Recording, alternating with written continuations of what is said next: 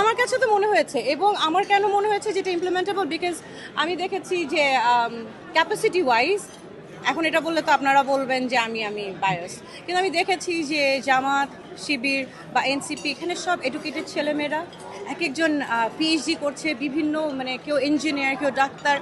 তো ওনারা যে ধরনের ইশতেহার দিয়েছে, আমি তো বললাম খুব টেকনোলজি বেস, এগুলো করা ওনাদের জন্য কোনো অবিশ্বাস্য বিষয় না। It's very much doable.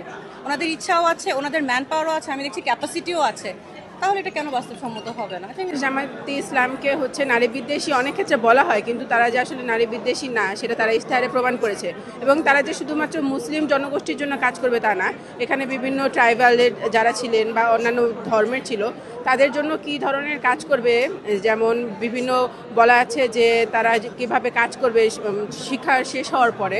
এছাড়া নারীদের জন্য আলাদা একটি প্ল্যাটফর্ম রেখেছেন তারা। তো আমার কাছে মনে হয় যে তারা তো সেখানে বলেনি যে শুধুমাত্র মুসলিমদের জন্য, সেটা সব মানুষের জন্য। এবং তারা পাহাড়ের কথাও উল্লেখ করেছে যে পাহাড়ে কীভাবে অশান্তি হয় এবং সেগুলো সমাধান করার চেষ্টা করছে। তো আমার কাছে সব মিলিয়ে মনে হচ্ছে যে এখানে সকল ধর্মের মতাদর্শের মানুষ ইনক্লুড করার চেষ্টা করা হয়েছে। যুবকদের ক্ষেত্রে যে ইশতেহার দিয়েছে যে শিক্ষা শেষ হওয়ার 2 বছর পর পর্যন্ত তারা ভাতা পাবেন এবং তাদেরকে একটা প্রশিক্ষণ দেওয়া হবে, সেখানে ওয়েবসাইট থাকবে এবং ওয়েবসাইটের মাধ্যমে তারা তাদের কি কি যোগ্যতা আছে সেগুলো তারা ইনক্লুড করবেন এবং সেই ক্ষেত্রে তাদেরকে কাগজ নিয়ে যেতে হবে এবং সেভাবে তাদের ট্রেনিং দেওয়া হবে। এবং কর্মমুখী শিক্ষার কথাও বলা হয়েছে, ক্লাস 6 থেকে চালু করবে। তো আমার কাছে মনে হয় যে যেমন কাউকে ভিক্ষাবৃত্তিতে না, তারা হচ্ছে যে কাজের বিনিময়ে খাওয়া, এই জিনিসটাকে তারা বেশি প্রলুব্ধ করছে এবং শিক্ষার ক্ষেত্রেও আমরা দেখছি যে ভালোই তারা ব্যবস্থা করছে। বিএনপিও যদি আমাকে ইনভাইট করে আমি সেখানেও যাব, আমার কোনো রিজার্ভেশন নাই। আমি দেখতে চাই যে সামনের দিনে আমাদের, যেহেতু we are hoping for a Democratic election and Democratic country, সেই ক্ষেত্রে যে কোনো পলিটিক্যাল পার্টি সে আসলে বাংলাদেশকে নিয়ে কী চিন্তাভাবনা করে, কিভাবে পলিসি নিবে, কিভাবে এক্সিকিউশনে যাবে, সেগুলো জানার একটা আগ্রহ বা কিউরিয়াসিটি আমার থাকতেই পারে।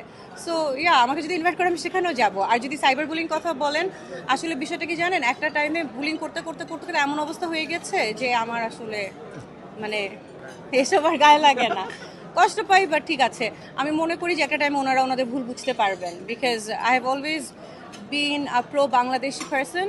আমি বাংলাদেশকে সবার আগে রাখতে চাই, যারা যারা বাংলাদেশকে সামনে রেখে আগাবে আমি তাদের সাথে আছি। এত বছরে আমরা যথেষ্ট অভিজ্ঞ, প্রত্যেকটা লোকই অভিজ্ঞ। অভিজ্ঞতা নাই, শহীদ জিয়ার কোনো অভিজ্ঞতা ছিলেন বলেন তো আমার? মিলিটারি ম্যান, শহীদ জিয়া তো কোনো অভিজ্ঞতা ছিলেন না। বাট অনভিজ্ঞ লোক দেশ চালাতে পারবে না। মূল জিনিস হলো সৎ, দেশপ্রেম, দেশের মর্যাদা ধারণ করা। আমার মনে হয় এটা যেগুলি যারা যাই বলুক, এটা আমলে নেওয়ার কিছু নাই। ওই এক যাই সততায় যা আসেন, দেশ আমরা মাথা উঁচু করে বাঁচতে চাই, ভারতের আধিপত্যমুক্ত বাংলাদেশ চাই। এরা যদি ধারণ না করেন কোনো লাভ নেই। একটা দল ইসলামের ওপর, ইসলামের যে ইনসাফের নীতি সেটার উপর দাঁড়িয়ে, ইসলামের যে মূল্যবোধ সেটার উপর দাঁড়িয়ে দল গঠন করে, কিন্তু তারা যখন রাষ্ট্র ক্ষমতায় যায় তারা ইসলামের যে জবাবদিহিতা, আল্লাহর ভয়ে তারা দুর্নীতি থেকে দূরে থাকে এবং মানুষের জন্য কাজ করার যে ম্যান্ডেট নিয়ে তারা যায় সেটার জন্য কাজ করে। এইটা একটা মিউচুয়ালি এক্সক্লুসিভ জায়গা। সে নিজে ইসলাম পালন করে এবং এজন্যই সে আমানতদার, এজন্যই সে বিশ্বাসী, এজন্যই সে দুর্নীতিমুক্ত। এটা আমাদেরকে বুঝতে হবে।